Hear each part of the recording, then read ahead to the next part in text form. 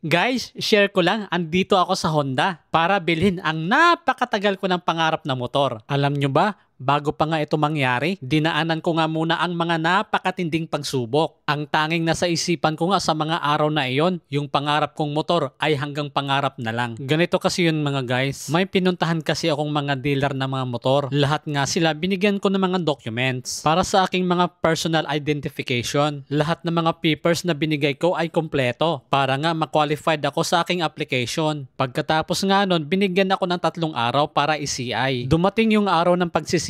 Kaso wala ako sa mga araw na yon kaya ang nakausap niya yung magulang ko. Pagkatapos mag-CI, nagsabi, antayin na lang ang resulta, mag-message nila. So lumipas ang mga ilang araw. Wala akong na-receive na mga text galing sa mga dealer. So ang ginawa ko, pinuntahan ko yung una kong in-applyan. Nakailang balik ako sa dealer na to. Pero at the end, disqualified pala yung application ko. Yung pakiramdam na binasted ka ng iyong nililigawan. Kaya yung ibang mga dealer na in-applyan ko, hindi ko na finalo up. Oo, nalungkot ako sa mga araw na yon pero hindi ako nawalan ng pag-asa. Kahit ganun pa man ang nangyari, may napakagandang plano pala ang Diyos sa ating mga pangarap. Yung akala natin na ito okay na. Pero behind that, andun yung napakahusay na plano ng ating Panginoon at tanging siya lang ang nakakaalam. Eto guys, pakinggan nyo. Dahil kapos nga ang pera ko para mabili ang motor na to, gumamit ang Panginoon ng isang tao. To make the story short, yung kulang kong pera para pambili ng motor, nagpahiram siya. Ganon katindi kumilos yung ating Panginoon na akala natin okay na, may i-okay pa pala. At dahil doon, naging posible yung aking pangarap. At eto na nga, nasa kahera na ako para makapagbayad. Samantala, eto na nga yung motor kung saan magagamit ko ito kahit saan ako magpunta. Dahil bagong-bago pa nga ito, magkakaroon muna tayo ng kunting configuration at installation. At ang gagawa niyan, walang iba kundi si Sir Gilbert. Dito nga, tinatanggal na yung battery sa box. At dito, ikakabit naman ito sa compartment kung saan ito yung lagayan ng battery dito sa motor na ADV. Magkakatabi pala yung battery at mga fuse dito.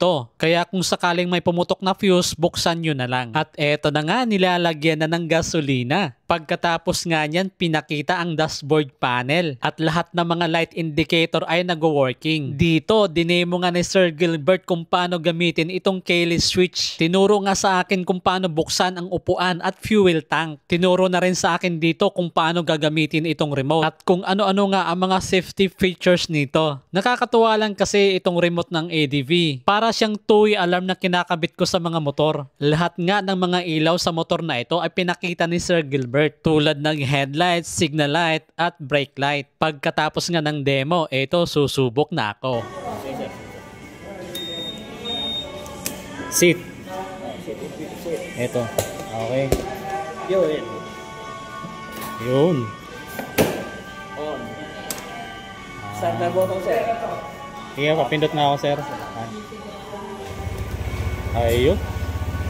Sa mga oras na ito, wala nga mapaglagyan ang aking kasiyahan. Biruin mo yung motor na pangarap ko lang noon, ngayon, mauuwi ko na. Samantala, pagkatapos ng demonstration namin ni Sir Gilbert, pumirma ako ng mga dokumento na magpapatunay na itong motor na ito ay nasa pangalan ko. So yun lang mga guys, salamat sa panunood. Abangan nyo na lang yung aking mga vlog kasama ang bago kong ADV. Thank you guys, ingat po kayong lahat.